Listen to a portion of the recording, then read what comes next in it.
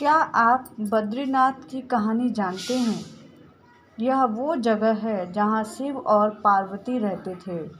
यह उनका घर था। एक दिन नारायण यानी विष्णु के पास नारद गए और बोले, आप मानवता के लिए एक खराब मिसाल हैं।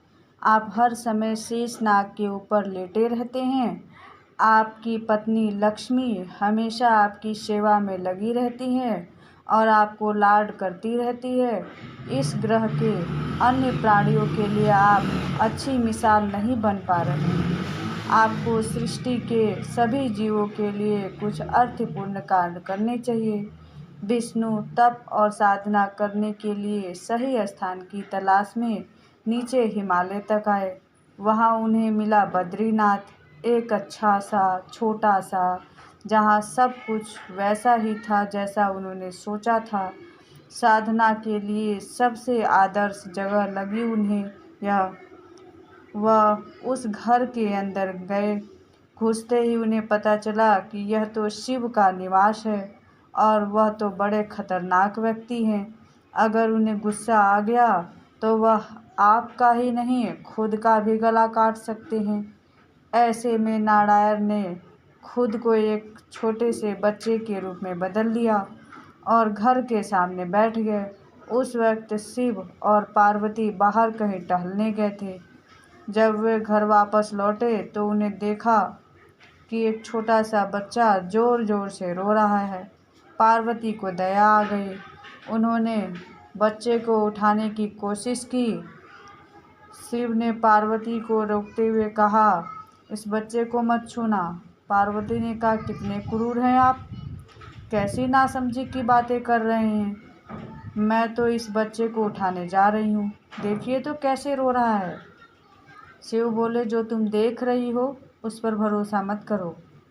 मैं कह रहा हूँ ना, इस बच्चे को मत उठाओ।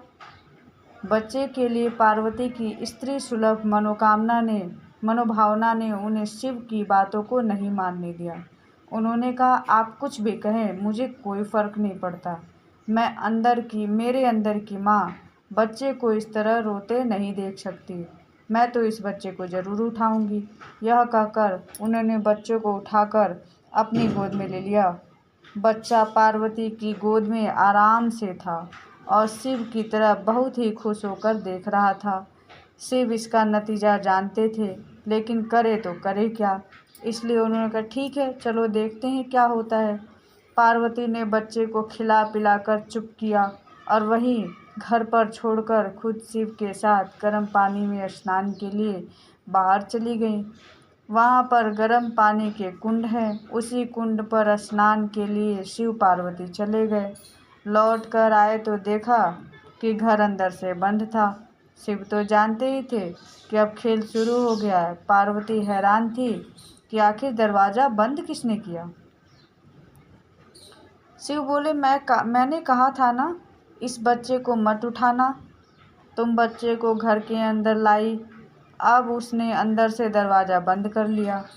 पार्वती ने कहा, हम क्या करें। शिव के पास दो विकल्प थे। एक, जो भी उनके सामने है उसे जलाकर भस्म कर दे। दूसरा, वे वहाँ से चले जाए, कोई और रास्ता ढूंढे।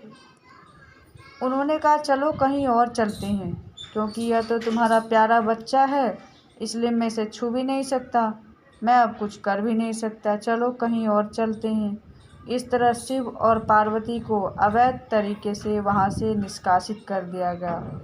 वो दूसरी जगह तलाश करने के लिए पैदल ही निकल पड़े। दरअसल बद्रीनाथ और केदारनाथ के बीच एक चोटी से दूसरी चोटी के बीच सिर्फ 10 किलोमीटर की दूरी है। आखिर में वह केदार में बस गए। इस तरह शिव ने अपना खुद का घर खो दिया। आप पूछ सकते हैं कि क्या वह इस बात को जानते थे। आप कई बातों को जानते हैं, लेकिन फिर भी आप उन बातों को अनदेखा कर उन्हें होने देते हैं।